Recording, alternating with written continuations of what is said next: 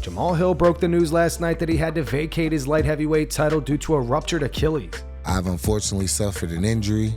I've ruptured my Achilles. It's just one of those injuries. It's one of those things. It's just one of those things that happens, you know. It's a tough injury. It's one that will require surgery and will require time and rehab and things for me to be out for a while. Also, with that, you know, I was given an opportunity, you know. I was given a blessing, you know, and that came at the misfortune of someone else, you know. Your Prohashkal was the champion. He suffered an injury, you know, as these things happen, and he gave up the belt and allowed for others to not hold the division up, to keep the division moving forward, to keep entertaining, to make sure the people had a champion. And I'll do the same. I need to take some time to focus on my health and make sure that I'm 100% and I'm the fighter that everybody knows who I am and that I've been since I've stepped into this. And in order to do that, I need to focus on healing and getting ready and rehabbing. Sorry, this is not an easy video for me to make. I want to say I appreciate the UFC. They're taking care of me. They got my back fully 100% on this, and are with me on my road back to recovery. I've been promised that I will fight for my title immediately as soon as I am able, and as well as the other things that come with that. And yeah, man, it's just part of the story. I got the support of my team and the people that are with me. I'm just gonna take on the challenge. I'm gonna take on the challenge, do what I can do to come back, and I'll see y'all soon. I already know I'm the real champion. I'm the true champion, and I can't wait to prove it. Jiri Prochazka tweeted at Jamahal Hill, "Man, I'm so sorry. I was really looking forward to our fight. I appreciate your release of the title. Only a person who has experienced this situation can appreciate such a thing. Who is next? Winner of Blachowicz and Pereira?" Jamahal responded, "Thanks, champ. We will have our dance for sure. Hold things down in the meantime, and can't wait to see you across the octagon from me." Ciryl Gane reveals the key mistake he made in the fight against Jon Jones, which led to him losing.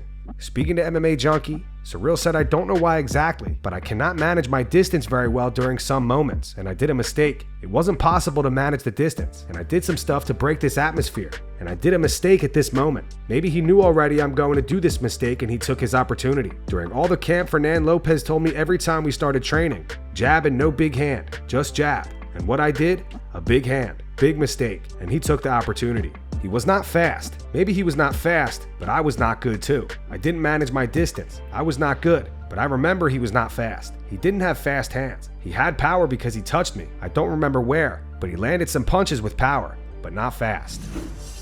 Sean O'Malley reveals he felt a bit paranoid with Sean Strickland sitting behind him at UFC 290. O'Malley says that he recently watched Strickland on the Joe Rogan Experience and can understand why he's so crazy. Sean Strickland pod, did you listen to it? With Joe? Yeah. I've just seen clips. I don't even... Was it good? It's interesting, but it's like he literally wants to kill someone. Yeah, that's he wants to, and it's saying disturbing. Like, he brings it up multiple times, and Joe like kind of directs it away, and then he's like, "God, I know it feel good." So it's weird that I'm surprised that the UFC is like okay with that. Imagine he becomes champ and like actually like one of these, you know, someone, or he does kill someone, and it's like, holy fuck, like we ignored the signs. I feel like he wants to be a good person. I don't know maybe not. It's hard to defend him and be like, no, he is, when he's like, he hasn't killed someone yet, maybe, but he sat right behind me at the fights. And I was just like, God, I hope I don't fucking get choked.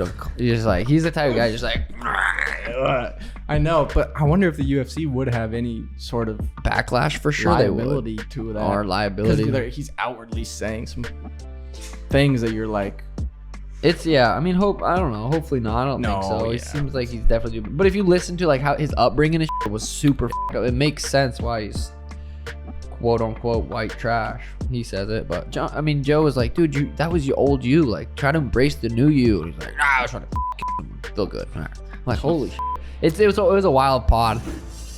Donald Cerrone reveals how he feels now that he's retired and on TRT.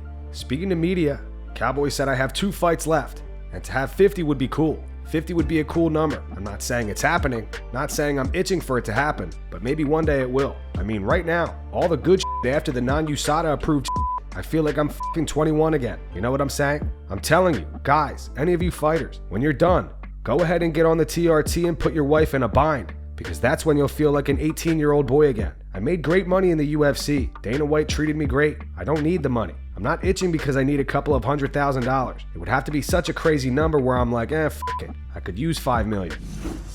So there are rumors going around that Francis Ngannou will be getting paid $8 million for his boxing match against Tyson Fury. Apparently these rumors aren't true. Jake Paul tweeted Francis got 8 figures, not 8 million. Get it right. And Ariel Helwani quote tweeted that. He wrote accurate from what I'm told.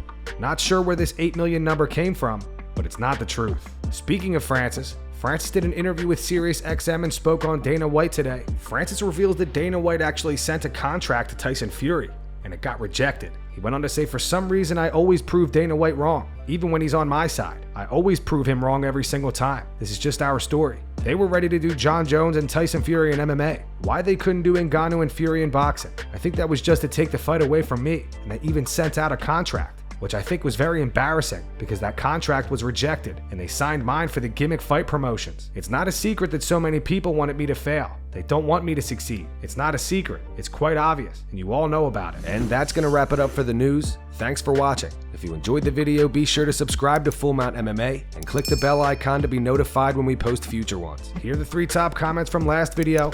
The first one's from Drax Gull. It says, man, I'm getting pretty tired of Hamzat.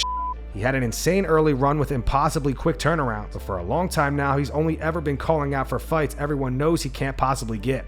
Wants to fight Usman, he's right there. The fight is right there. We all want to see it. Just go and make 170 pounds. Don't want to make 170? Then the Cannonier fight is right there too, and we all want to see it too. Either fight likely gets him a title shot after a single more win. I don't get WTF is the problem. The second one's from Michael Sato. It says, when it's convenient, Izzy is Chinese, New Zealander, Australian, and Nigerian. I don't know how he didn't claim that he was more Brazilian than Alex. And the final one's from Donnie. It says, all Dreekus has to do is pull up the clips of Izzy saying Rob isn't a real New Zealander because he left for Australia. Those were the 3 top comments from last video. If you want to be featured on the next one, all you have to do is comment down below. If you missed yesterday's news, click the video on screen to get caught up. And make sure to go subscribe to our second channel where we post our exclusive MMA interviews.